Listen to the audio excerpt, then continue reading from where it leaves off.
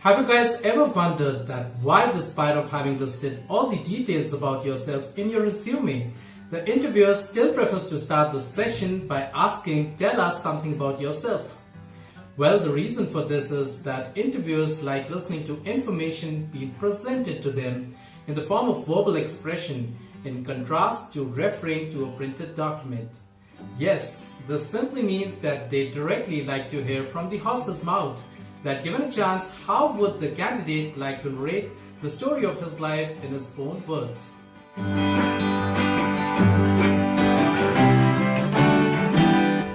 Hello friends, my name is Ankit and in this video I'm going to share with you the best way to answer to the question, tell me something about yourself. Now, tell us something about yourself does not mean that you go right back to your childhood memories and start sharing tales of your first love, your favorite rock band, or your obsession with Harry Potter. Rather, think about the awards, accolades, or experiences you've had in your life so far.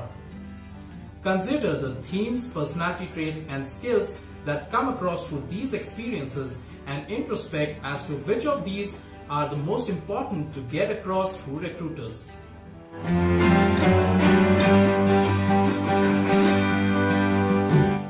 The first step in the introduction process is thanking the interviewer for giving you an opportunity to introduce yourself. So you could simply start your conversation by saying, "Thank you for providing me the opportunity to introduce myself." Or you could also say, "Thank you for shortlisting me for the personal interview round," which will show the interviewer your courteous nature.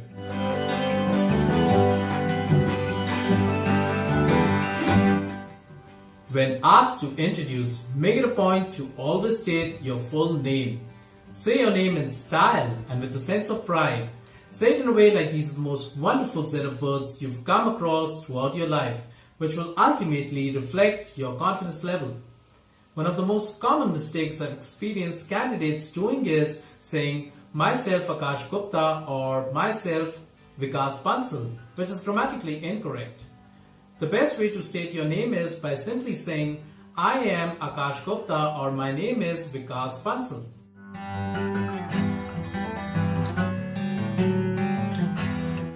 The next thing which needs to be mentioned is the place you belong to.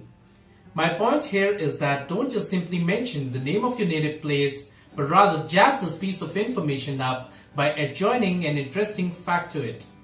So for example, you could phrase this sentence as, "I'm a native of the commercial capital of India, Mumbai. I have been born and brought up in the pink city of India, Jaipur."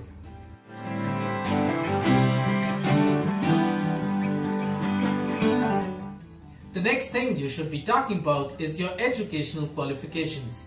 The best thing to do in this case is to highlight the details about the last 2 degrees accomplished by you, mentioning about the most recent one towards the end.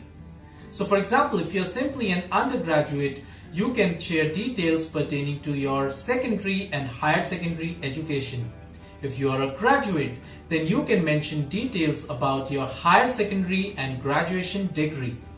And if you're a postgraduate, then you can emphasize upon your graduation and master's degree. But the question which arises over here is that what is it that needs to be mentioned? Tell the name of the institution you have passed out from. Disclose the percentage marks if you think you've scored fairly well, or else just talk about other awards or accolades granted to you during your academic tenure. Share the name of the subject you majored in. Do mention the extracurricular activities you've been a part of in your school or college days. Give a brief about any research project or case study you have been associated to.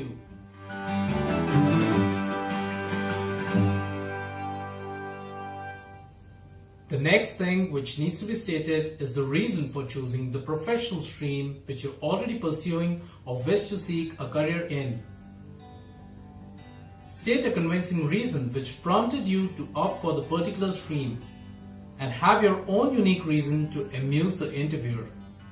So for example, if you're pitching for a sales job, you could say something like this. I wish to pursue a job in the sales and marketing department, as sales is all about helping other people to achieve their goals and solve their problems by introducing your company's product or services to them. So I would love to work for getting this genuine feeling of being useful to people. And if you're applying for a job in the hospitality sector, you can say something like, I chose to be in the hospitality industry as I believe I am a people pleaser and I like to bring a smile on people's face.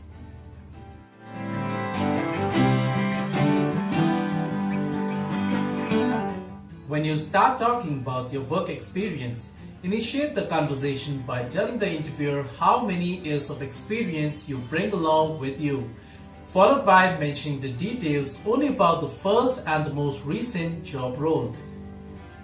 And if you're just a fresher, then you could simply emphasize on any sort of industrial or vocational training program you have undergone. I bring along a total of 7 years of extensive experience with me in the financial sector, wherein I started my journey with RS Enterprises as a general cashier, and in my last assignment I've been associated to Deloitte as an internal auditor.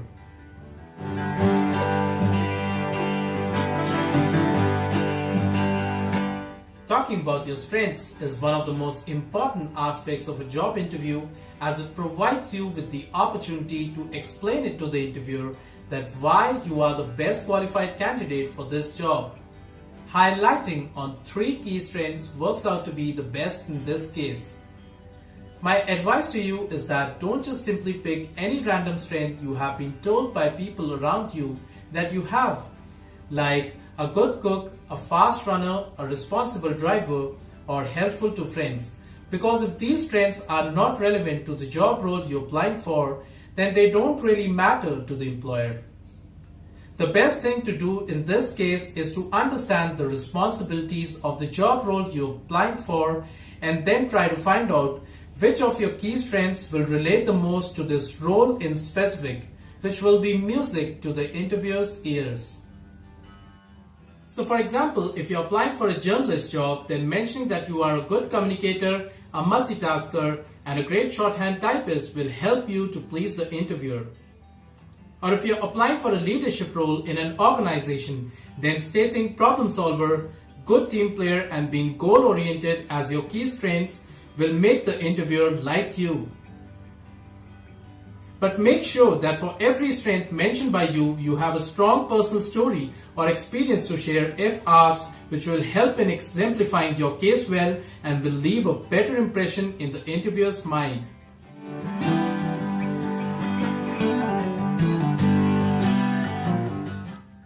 The next thing you should be talking about is your weakness. You guys must be wondering, weakness? Are you serious? Well, yes I am. So before raising your eyebrows, hear me out.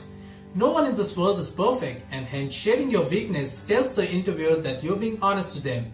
Now the trick is that when talking about your weakness, tell something which is insignificant and will not harm or affect your work in any way. Some of the examples are, I can't say a no to people. I believe that I am quite open, direct, and straightforward in my approach. I think I get a bit emotional at times. But if the interviewer asks you a question on this, make sure you are able to back it up well, talking about ways this weakness of yours affects you and what efforts have you taken to curtail it.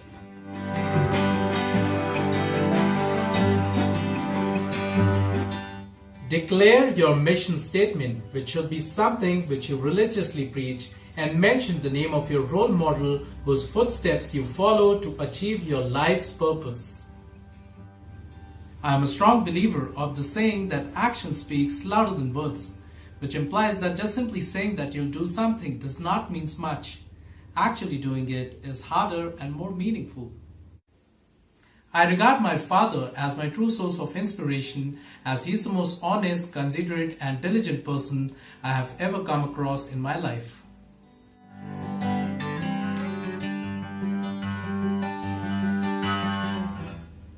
When you talk about your family members, first specify the number. Start with mentioning about your parents and then come down to your siblings. You need not mention your family member's name, just the profession or occupation will do. Including me, my family consists of 4 members. My father, who's working as a scientist with a government organization, my mother, who's working as a fine arts teacher, and an elder sister who is working as a doctor by profession.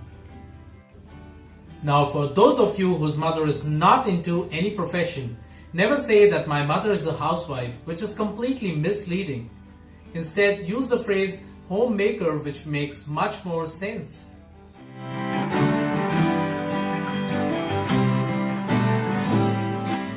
Talking about hobbies, try to lay emphasis upon the most interesting part-time activities you love to indulge yourself in. Learn to phrase your hobbies in a unique manner. So for example, instead of simply saying, I like reading books, you could say that, in my free time, I like to curl up in the corner with a good book. And instead of mentioning cycling as your favorite pastime activity, you could phrase it as, I like saddling up my bike in the woods during the early morning hours. Or instead of mentioning diary entry as your favorite hobby, you could say, I like to unwind my day by making a note of the day's affairs in a diary, sipping in my favorite cup of hot chocolate.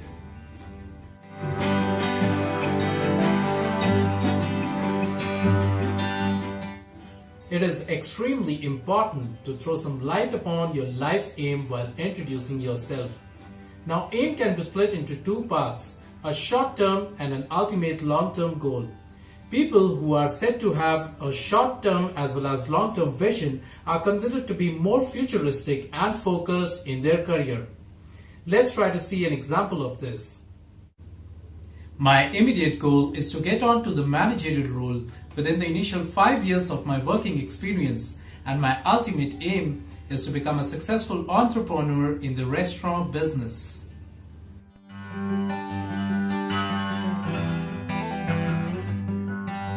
Now don't just abruptly stop talking and end up your introduction with an ambiguous pause.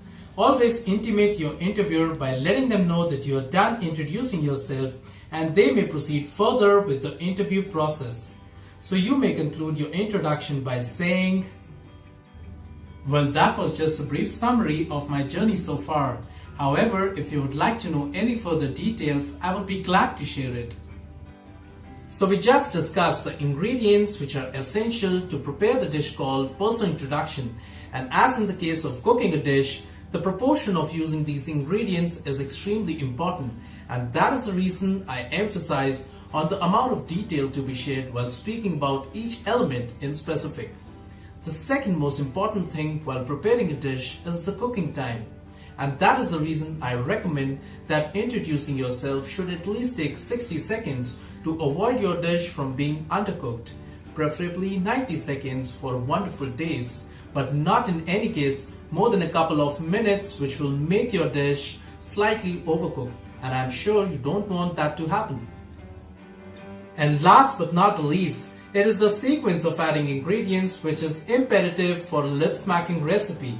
Hence, it is of utmost importance to mention these elements in the order we just discussed, starting with thanking the interviewer, telling your name and the place you belong to, talking about your educational qualifications, followed by mentioning the reason for choosing the particular profession, sharing details about your work experience or any training exposure you have, highlighting on your key strengths and weakness, stating your mission statement and telling about your role model, talking about your family, hobbies, aim in life, and finally concluding it. Thank you for watching this video, and I believe it would be of great help to you. In case you need any further assistance relating to this topic, then do share your comment below and I would love to address it. Good luck to you.